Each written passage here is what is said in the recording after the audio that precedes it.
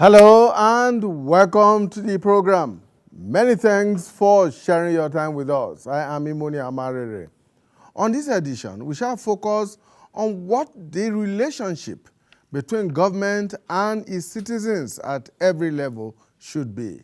Should it be collaborative or adversary, evaluative or participatory, or even all of the above?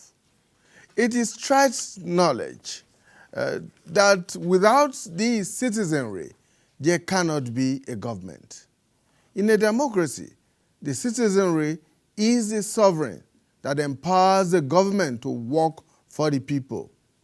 Now, given that situation, there ought to be a symbiotic relationship between the two, government and the citizens, for growth and development to take place.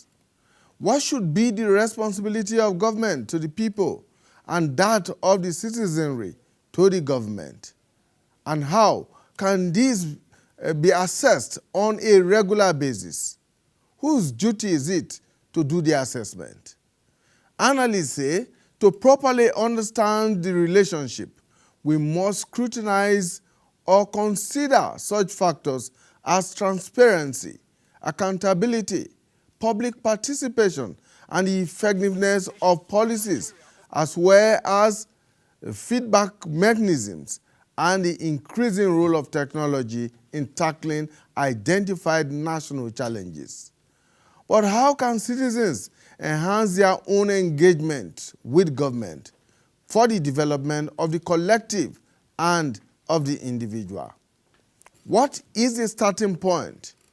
Should citizens go to bed after voting for parties and their candidates to run government unchecked and unmonitored?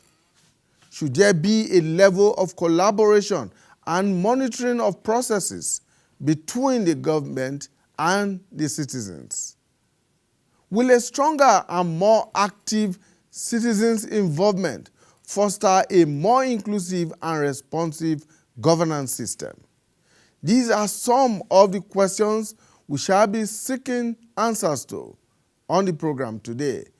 And of course, these are also questions that the Nigerian Institute of Public Relations, NIPRO, will be trying to unravel in a one-day lecture and symposium here in the nation's capital on Tuesday when it hosts its annual general meeting. Now, I am joined in the studio by the President and Chairman of the Governing Council of the Nigerian Institute of Public Relations, NIPRO, Dr. Ike Neliaku. Thank you so much for joining us. Good afternoon, and good afternoon, Nigeria. Also joining us is retired Brigadier General S.K. Usman. He is the former Director of Army Public Relations and the federal government's representative on the NIPRO's Governing Council. Thank you, General, for finding time to join us. Thank you so much, and good to have me on the program. Welcome. Thank you. All right, thank you so much for staying with us. People, politics and power, and we're looking at government citizens engagement for national development. My guest, Dr. Ike Neliaku, President of the NIPRO in Nigeria, and is joined by General S.K. Usman, who is a fellow of the Nigerian Institute of Public Relations, as well as being the federal government's representative on the Governing Council of the NIPRO. Gentlemen, thank you so much for joining us. Thank you so much. All right, so let's begin this way. What do we understand when we talk about government citizens engagement? Is that for me or for General? For you. You are the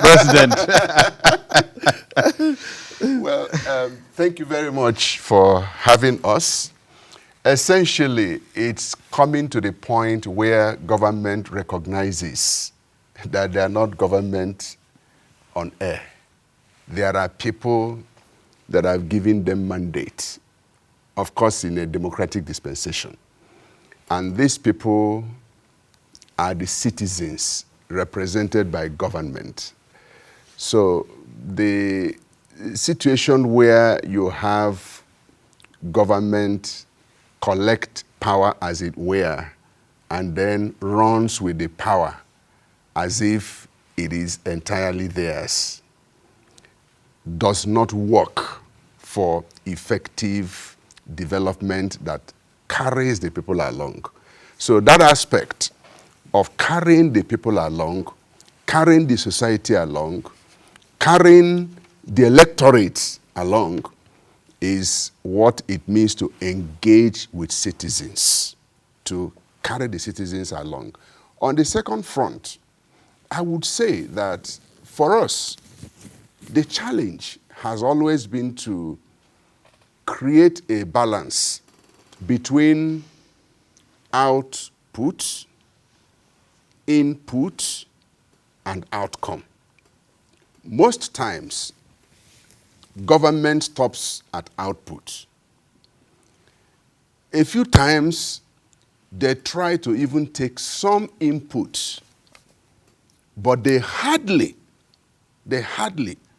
realize the need for outcome. Let me use the word outcome, not output in this case. Outcome. Because, for instance, government desires to do a program, and government does not consider whether this program or this project works for the citizens from a particular environment where that project is envisaged to be sited. Just take an example. So government thinks that this is what is good for the people. No needs assessment is done. No perception management is done. No perception audit is done. No stakeholder engagement is done. Government just feels that this is what these people need. So they take that responsibility of determining what the people require, what the citizens require.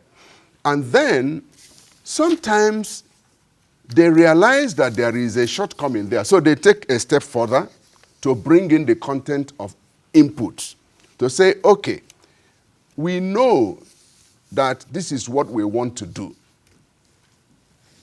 Can we have your input? Do you like this project? If it is not this project, which one should it be? That is taking input. But we as communicators are saying that it should no longer stop at input. We should get to the third leg. And that third leg is the leg of outcome. Yes, you desire to do this for us, which is the output. You took our thinking, our thoughts, our mindset, our perception of that project into consideration. So you have our input. But how do you measure the outcome? That's where the problem is. And that's why sometimes you see that as fantastically thought or perceived of what government wants to do, as even more fantastically the input that have been taken from the people. But at the end of the day, nobody measures the outcome of that product. So we are saying that citizens' engagement must be at these three levels for it to be worth it for the citizens. It's not enough to dream it, it's not enough to do it, but it's more important to measure whether this thing is appreciated, it is protected, it's given the right value, and then the project has even been executed according to approved principles and according to approved specifications. And then, is it being utilized for the purpose it was meant for? The same thing. So not just for projects, also for even something as simple as public communication. You give out the message, you allow the message to sink, but do you measure the impact of the message on the people that are supposed to receive it? So you see it in product, you see it in service, you see it in project, and then we are now saying you should also see it even in simple communication. That for me is the complete essence of citizen engagement. When you now have the citizens' views on what you intend to do, but more importantly, how does that project, how does that message resonate with the citizens to demonstrate that the citizens have indeed bought into it and they take ownership of that message or that product or that project? That, General, will take us to the whole question of what you consider to be the critical elements, the critical issues that should be at play in a government-citizen engagement. Well, there are so many factors, and it is in respect of that the Federal Capital Territory chapter of the Nigerian Institute of Public Relations by tomorrow is going to have its annual general meeting, and part of it, the theme for this year's annual general meeting is the all-important issue of reassessing government-citizen engagement in Nigeria for economic transformation. It is born out of the fact that there is need for the government to constructively engage the citizen, because the whole essence of democratic governance is all about people. So there is no point, just like Dr. Neliako has said, that you are doing things for people that they do not even need in the first place. You do not even have their input, talk less of having the desired outcome of it. So basically, we are looking at how do we reassess this engagement. More so, any society that is not economically viable or independent, definitely you will continue to have all the socio-economic problems that we are having, especially, what we are having in the country, insecurity and what have you. So we are trying to say here that to what extent has the government, been engaging the people? Is it doing the right thing? If yes, how do we, build upon that or improve on it? And if no, how do we constructively engage the people to galvanize them for a better, Nigerian society that will, every citizen will take part in the economic transformation of the country. And more so, now the Federal Capital Territory chapter of the NIPR recognize the fact that we are in the process of re-engineering the institute. Having had our general meeting and general election that brought in Dr. Neliako as the president, a lot of things are being done. But we realize that part of the problems we have in the Nigerian society is simply because neglecting, public relations. Because, in fact, a study that was carried out last year shows that we have not been talking to ourselves, not even government to citizens, but also among the components of Nigerian society. So it's a whole gamut of all this that is bringing about the reassessment of the government citizens' engagement to see to what extent we are going to contribute more to, a better Nigeria and a better society using the new Down syndrome of the Nigerian Institute of Public Relations.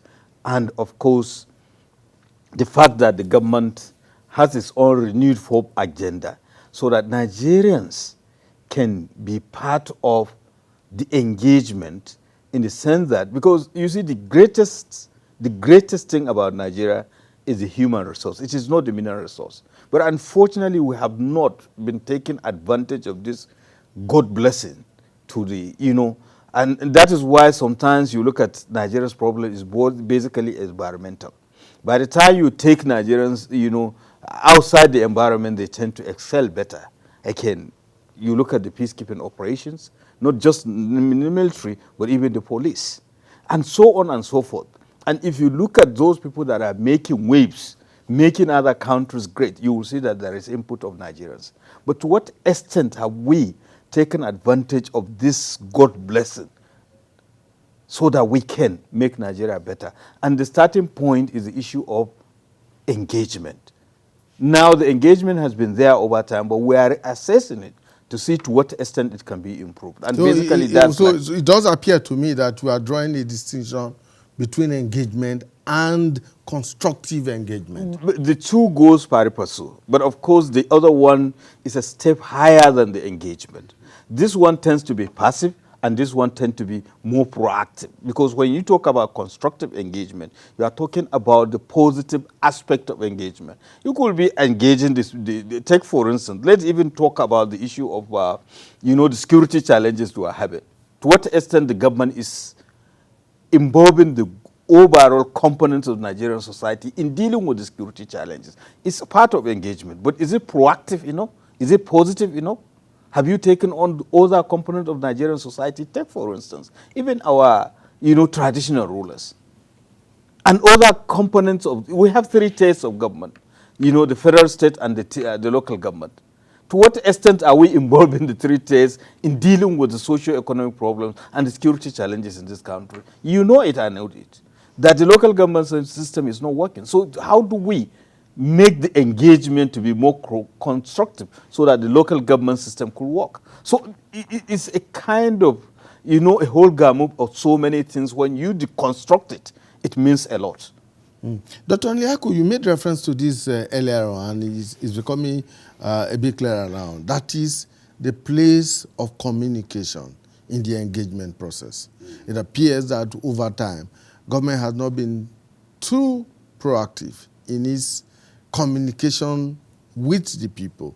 And like you said, communication is key to the engagement process. Yeah. So how much of it is enough? Okay. Government has done very well in the area of information dissemination. And that's where the challenge is. You know, when Jera was talking, and I'm glad he brought in that component, engagement, constructive engagement, like you asked. But the challenge for me is the third leg again. The third leg is strategic engagement. Government has done well, like I said, in informing. And of course, you know, government will always inform. But you know, information is not communication. Talking is not communication.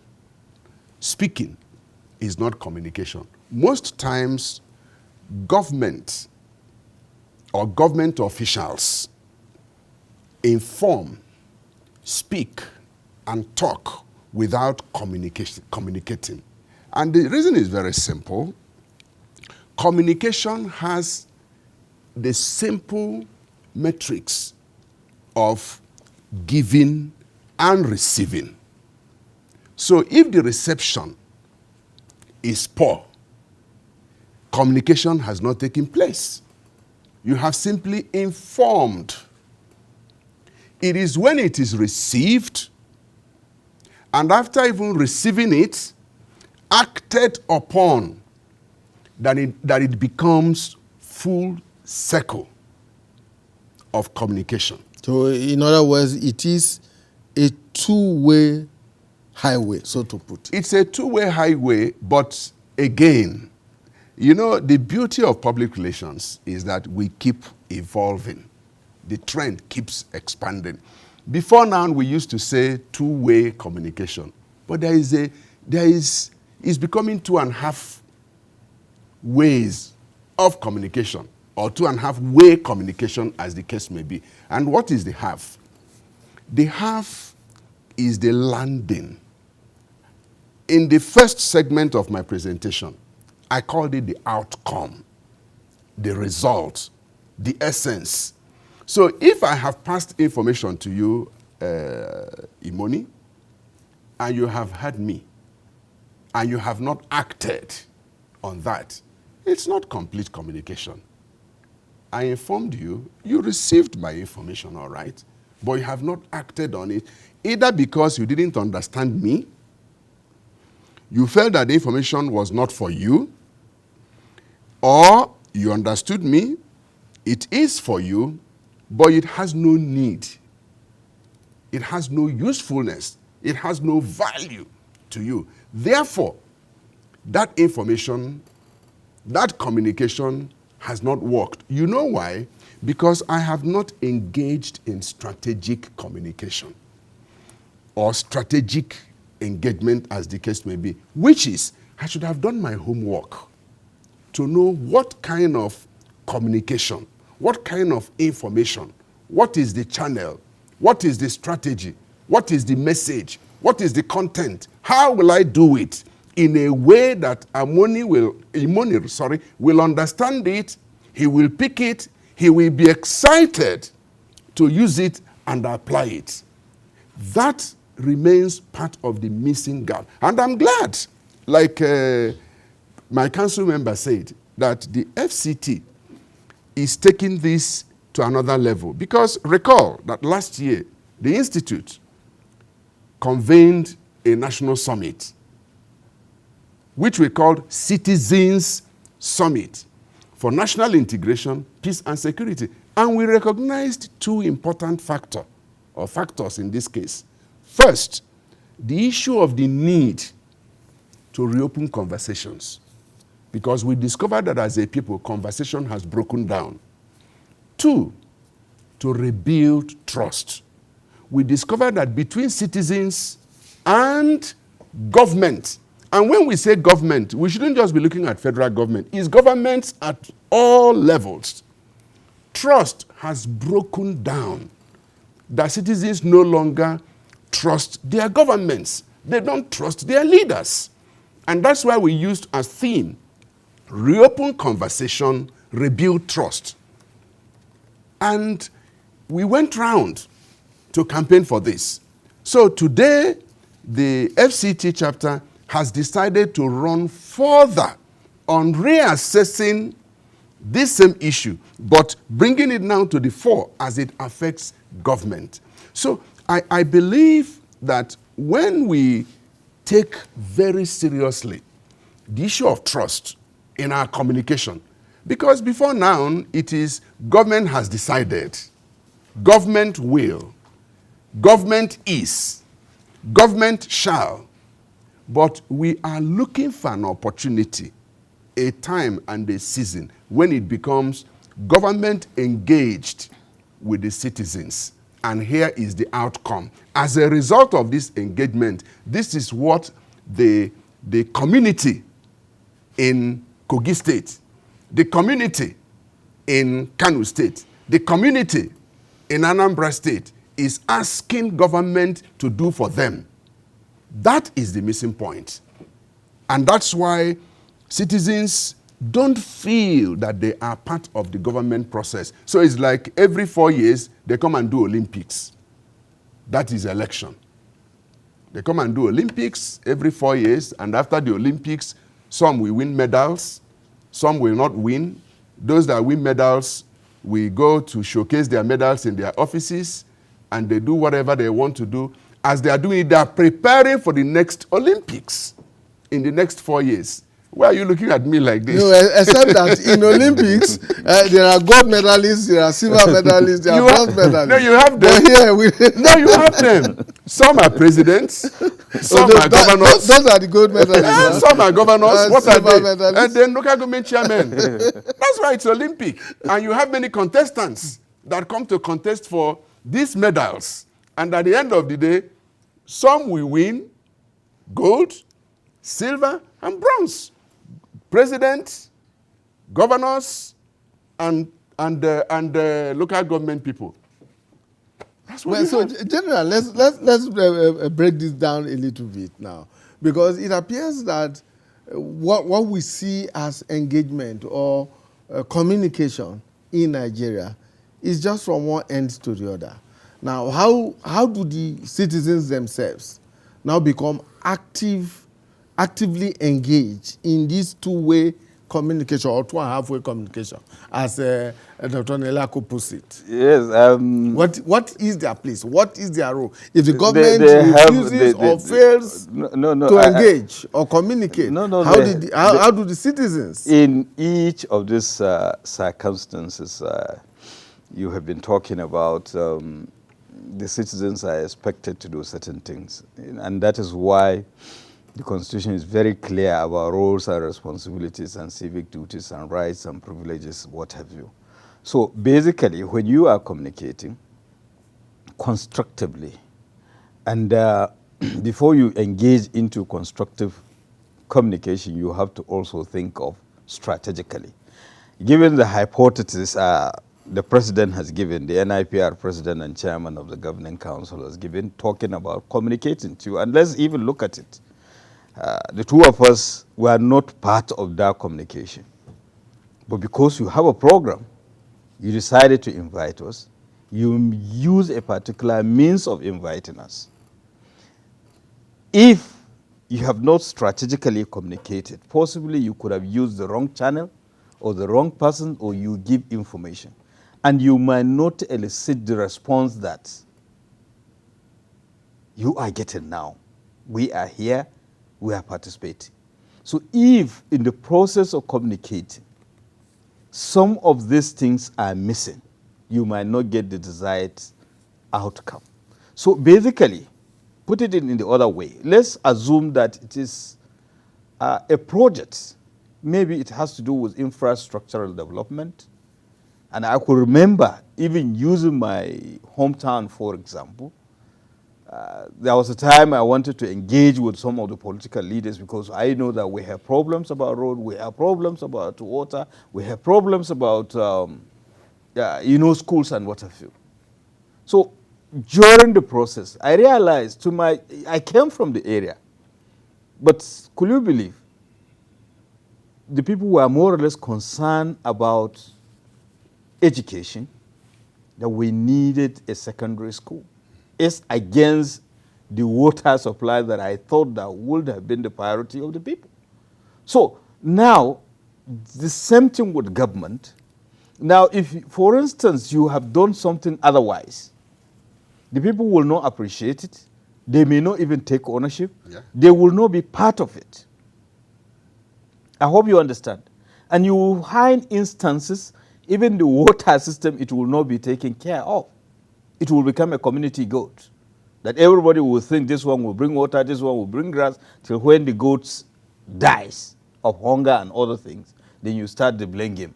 And that is exactly what is happening. And that is what we're trying to, make better, in the sense that there should be, constructive engagement, there should be strategic communication. But of course, talking about what is expected of citizens, the government, under normal circumstances, meant well. And anybody who meant well towards you, there are certain expectations on your own part. Not necessarily appreciating, but the fact that you should take part in it. And I will give you another example. Way back between 2012 to 2014, I was in one division as a spokesman for the division. And we have had instances of Boko Haram were determined to get to gain foothold on the northwest geopolitical zone of the country. Remember the Kano attack and the persistent, suicide bombings in Kaduna, especially to worship centers and what have you. But we had a particular turning point when they wanted to attack a worship place in Turkania in Kaduna. But somehow, because of checkpoint, they have to meander. But somewhere along the Ahmadu Bello way, the bomb they were carrying, or ID they were carrying, in a Siena was detonated, killing 21 people, cutting across the socio-economic strata of the residents of Kaduna. There was a woman that was selling pap and akara. There were people that came to read newspapers. There were Okada. So many. 21 people, lives were lost. And we realized that actually for us to really deal with this issue of terrorism and insurgency in our counter-terrorism efforts, there is need for constructive engagement of the people. So we came up with this fortnight engagement with the various strata of the residents of Kaduna, talking about the clergy, governments, the security agencies, youth groups, professional groups, and what have you. Fortnightly at one division, at the auditorium, we always have an engagement with them. Exchange telephone numbers, we hear, and well-secured environment. Until date, I still got phone calls from some of these people. And I'm so sure the general officer commanding them, who is now the Director General of Resource Center, also get, and other, the other commanders. So, in a nutshell, we made the people to understand that Boko Haram is not religious. It was meant to create problem for each and every one of us. And given what happened, you look at people, innocent people, both young and old died. So the solution to that problem is a collective responsibility in which each and everyone has a role to play, whether you are a Christian or you are a Muslim. Remember, we have had all these issues of, misunderstanding whether it is for this religion or the other. So it is a typical example of constructive engagement and even strategic communication, because each and everyone was clear about his or her role in the society. Whenever they hear or see anything, they know where to go to. And it is not just enough that the citizens know what to do. But you have to empower those who are statutorily responsible to discharge the duties for the people. Take, for instance, you ask people to report security challenges. Those people that will act upon that information, have they been well trained? Have they been equipped? These are the issues. So even taking any government activity, and going back to the theme for this year's, tomorrow's activities of the FCT's chapter, the reassessing government citizens' engagement in Nigeria for economic transformation. Now, when you look at it, we know that the economy is in bad shape and the government is making this determined effort. But government alone cannot solve the economic problems in this country. You must engage the citizens. And the citizens are, stratified in so many socio-economic. Some of them are entrepreneurs. Some of them are even parents. Some are engaged into other professional groups. How do they contribute? How do they understand what the government is doing? How do you showcase? And recently you have seen instances where non-Nigerians are even selling Nigerian products, particularly foodstuff. And we are surprised. So you see, it's a question of reassessing yourself too, not knowing and knowing your worth, knowing that actually you have a role to play and in fact you have so much to contribute towards the betterment of the society. But that cannot be done if the government did not constructively engage you so that you come up with the best. I mean, it will come out with the best out of you and to see how best you can also contribute. You could be a genius, but you don't know how to do it. But if the government constructively engage you, they will tell you, okay, if somebody has IQ, these are the ministries, these are the departments, or these are the agencies. And there and then by the time you go, or a simple phone call, people are there to assist you. And we have seen these instances. Some of the government agencies have started working. Take, for instance, even the issuance of passport. Before, it was a Herculean task. But I can rest assure you, within 24 hours, you can get your passport, provided you do the necessary things, which is basically electronics.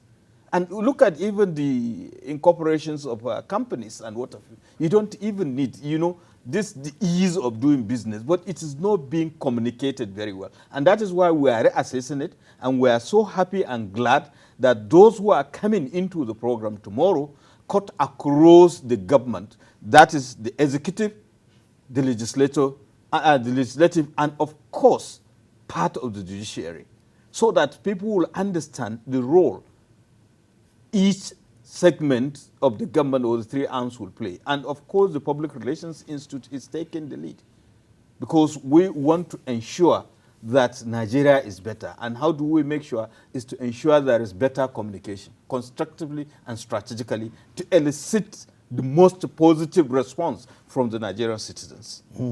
Dr. Nilako, at the onset of our return to democracy, you notice that there was the whole issue of constituency projects, which was supposed to be representatives of the people getting certain projects to the people at the grassroots level, based on a needs assessment. But that project appeared to have floundered. And is that the failure of engagement between the elected and those who elected them? Well, I wouldn't say it's completely failure of engagement. I must say that the concept of constituency projects is not new. It is practiced across the globe. But how it has been used and deployed in Nigeria is a different matter. I've heard communities complain that projects that were sold to them by their representatives, eventually when the money was released, was used for something else. So you wouldn't say that the citizens didn't know. They knew. And in some cases, some of these projects arose from public engagement that they call town hall meetings. And they said, we need this, we need that. I have actually had a case of a community that was presented 3 options of projects and asked to decide on one. And they did decide on one. And at the end of the day, that one managed to make the budget.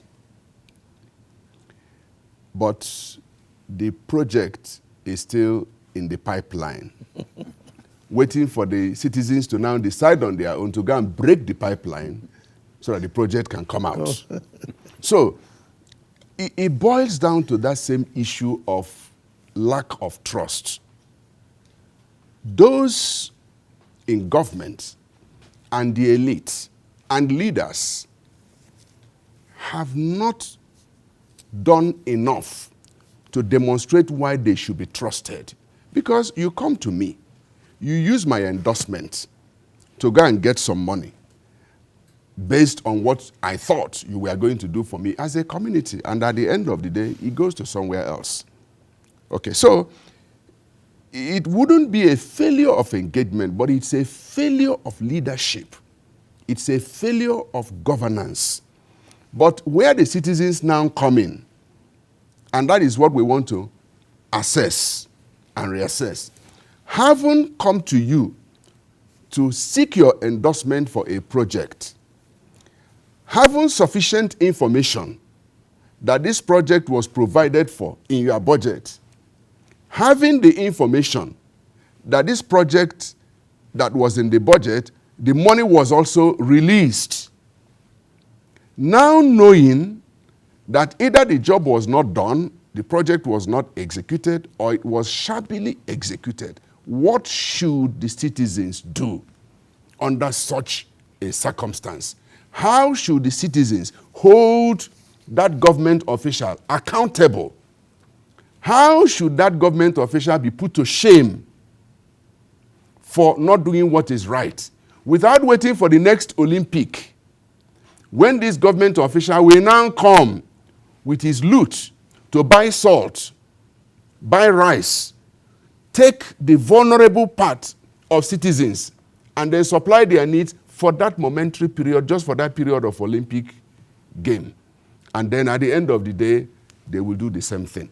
So, but I must say, because it's good to point this out at this point, about a few weeks ago, the federal government organized a cabinet retreat for ministers and permanent secretaries and so on. And one of the core areas that they took on is citizen engagement.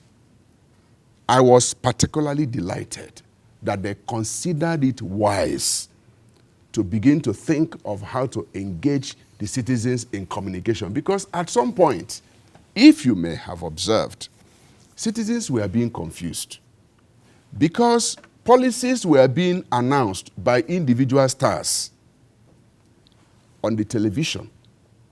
So citizens were no longer certain whether these are government policies or individual policies by the concerned government official, because there are channels of communication. So I don't want to give specific examples, but you are in the industry, and you know that some ministers, for instance, have made very wild and wide statements that didn't find expression to land. They didn't have feet. And at the end of the day, citizens were left in confusion. So when communication is not complete, it ends in confusion. And when it produces a confused result, you know that it is only a disaster waiting to happen. Because either the citizens are thinking this way, while the communicator or the government, as the case may be, will be thinking that way. So one of the things that the cabinet retreat did was to find a way to redefine how to communicate to the citizens. Not just to have town hall meetings. What is the content of the town hall meetings? How do you strategize in your town hall meetings? And then what are the other channels that could be used to ensure that the citizens are carried along?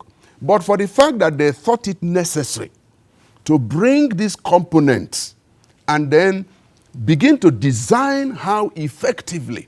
And I understand that one of the things they want to do is the issue you raised earlier, needs assessment. Assess what is needed in every community. Don't assume that you know what that community needs. One of the case studies that came out was about a community. I won't mention the state here.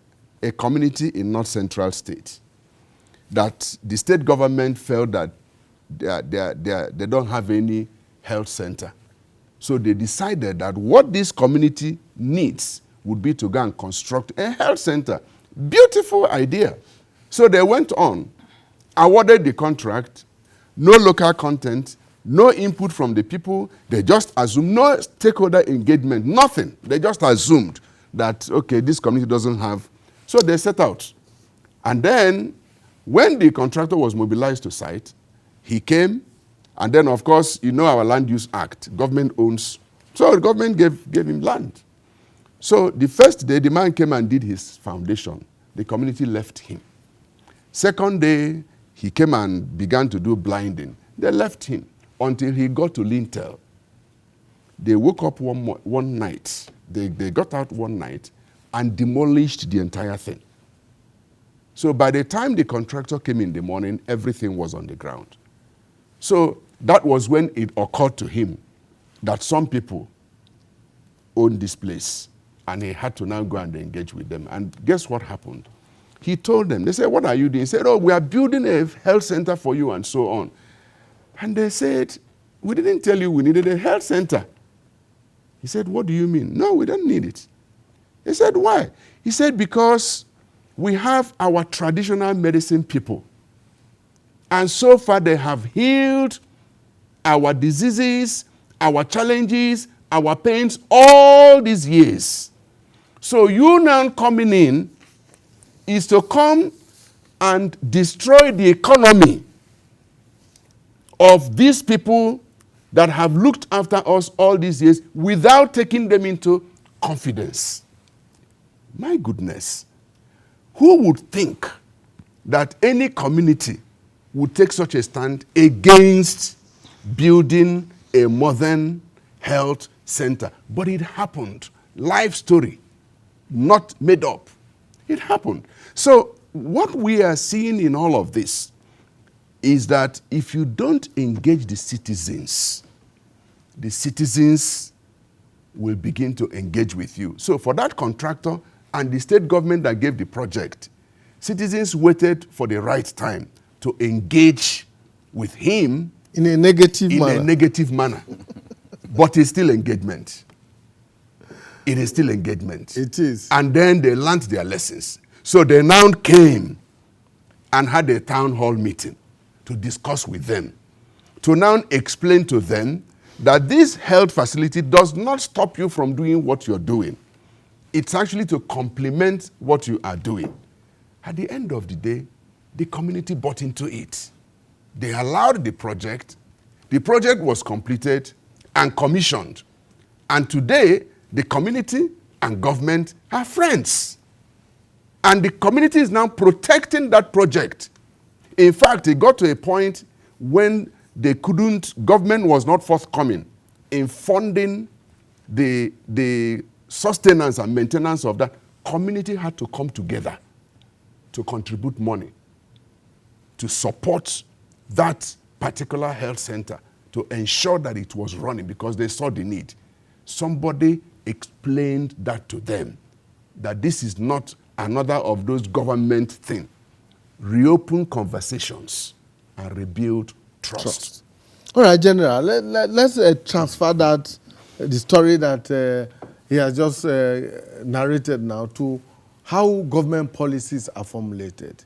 It appears, with due respect, that over the years, even after our return to democracy, that we have been given to military fiat in the way in which government dose out policies, formulates policies without consulting with those such policies would affect.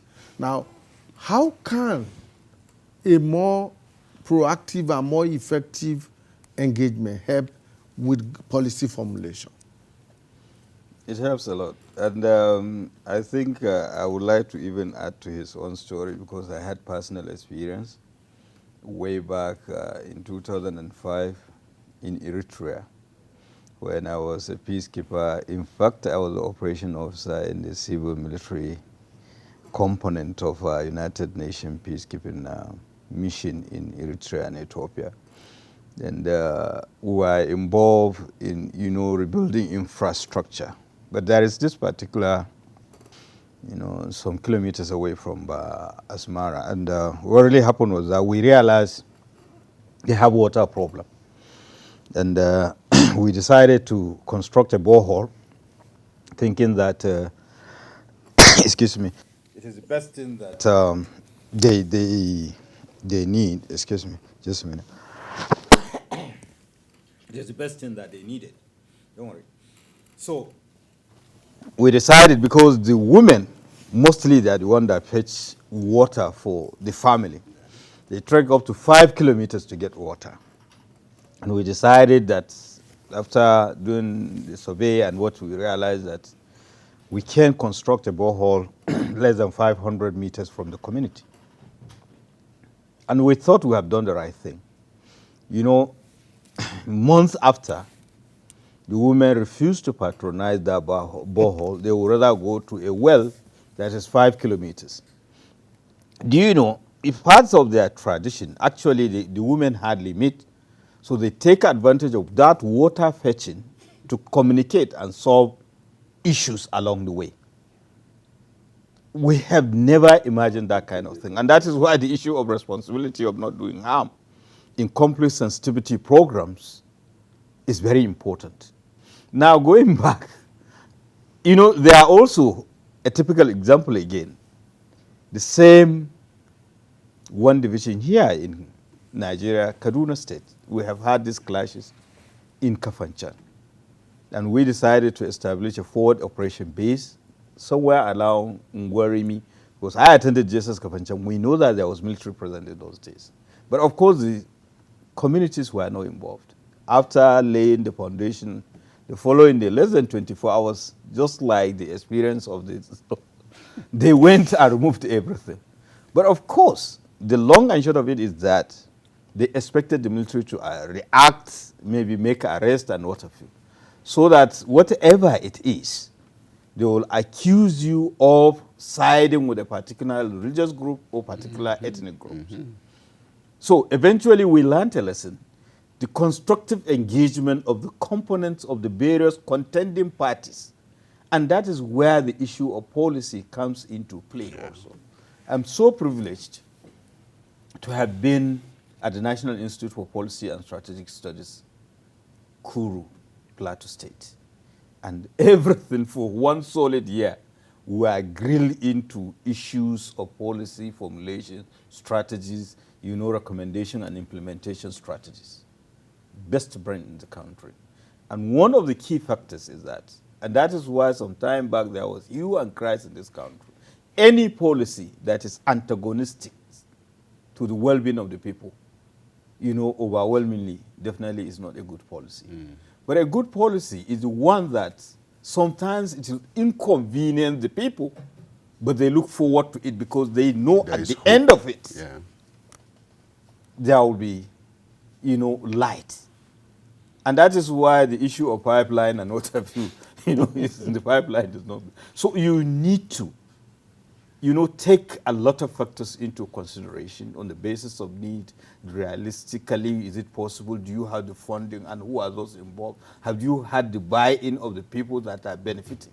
You will think that you are doing them a favor, but their need or their priorities are different at that given point in time. And sometimes you don't even have the resources. But you may even have the resources again. You don't even have the means to, secure it. Take, for instance, again, infrastructural development in the North Central. Because of the banditry and what have You go and build a school, the bandits will take over the school. At the end of the day, the people are always just changed. And so on. So basically, I will not go into nitty-gritties of the stages of, policy formulation and what have you. But the most important thing is to have the people in mind in whatever you're doing, to ensure that the fact that they are going to benefit, you have to take them on board really, so that you have their buy-in. And apart from even buying in, you have less in terms of protecting such things. Because in most instances, if you come up with policies or you come up with projects that the people are not so keen about, they will look at it as one of those things. So nobody will take interest in protecting it or even using it. So it will be counterproductive. So a lot of things, but the most important thing is to take people on board. And you have talked about maybe the issue of democracy and what have you. And sincerely speaking, people were talking about, really, have we really laid the solid foundation for democratic governance in this country? Otherwise, we wouldn't have had the instances of the, ethno-religious crisis we have had in the early 2000s. You know what happened in some northern states, the killings and what have you.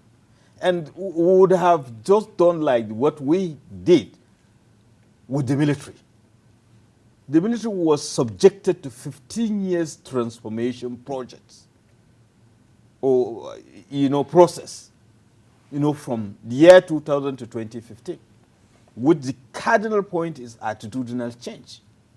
But then again, could the military transform in isolation with the Nigerian society? That's a we big ought question. have, and that is what the Institute is now trying to do, to ensure that the citizens are really more oriented to the nuances of democracy, to understand that it is a constructive engagement not between the government and citizens, but even among the components of Nigerian society, reopening the conversations, because invariably, Nigerians, they are wonderful and hospitable people. All right. All you need to do is the right attitude. Okay, General, let's leave it at that. Dr. Nilaku, one final word. How can this process be improved upon? Very quickly. Which process? The process of government citizens engagement. Okay. How can it be improved upon? First is for government to realize that there is a responsibility to the citizens. Therefore, they should put in place an effective and robust strategy to engage with citizens. That's number one. Number two, government should make it easy for citizens to have a say in policy formulation and in governance principles. Because if they don't create that enabling environment, citizens will remain in silos, while government will remain in its own silos. So government should come forward. In the third world, government is the biggest elephant in the room. In third world, check it across.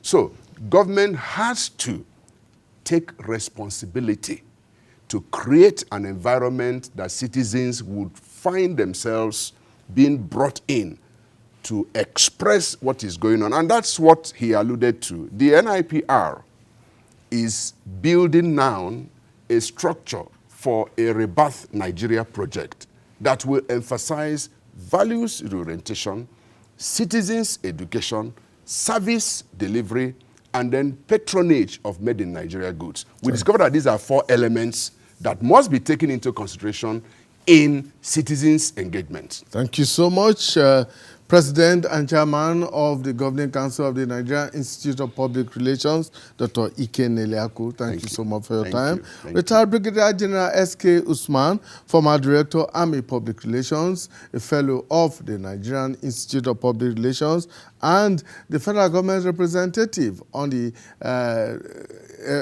FNIPRO Council. Thank you so much. Thank you for so joining much. us. Thank you so much. All right, that's our program for today. We must take this lesson home that we all have a responsibility. Government must engage with the citizens, and citizens, on their part, must begin to show a lot more interest, participation in governance. That is the only way we can bring about national development. Thank you for your time, and bye for now.